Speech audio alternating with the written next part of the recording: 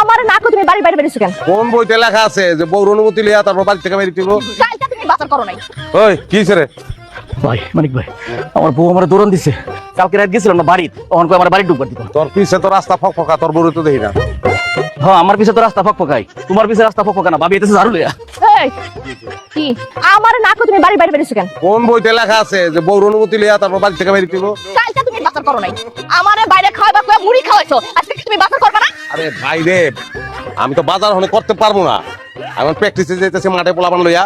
হ্যাঁ, আমি না গেলে ওরা মনোযোগ দিয়ে প্র্যাকটিস করবো না। জিনিসটা গুরুত্বটা কি বুঝো? তুমি আগে বাজার করবা, তারপর জেনে খুশি যাও। আরে একটা বাজার যাবে বিয়ে করছি, খালি বাজার বাজার বাজার বাজার বাজার আমি করতে পারবো না আজকে।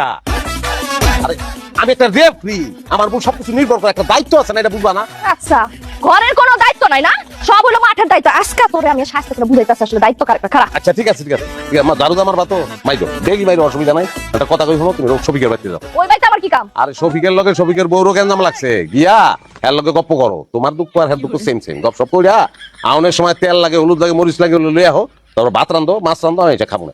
একটা দিন শোনা, একটু ম্যানেজ করো না একটু। ম্যানেজ তো আমি করবই, কিন্তু এর আগে তো আমি জারুদা পিটানি খারাপ। জানিস তো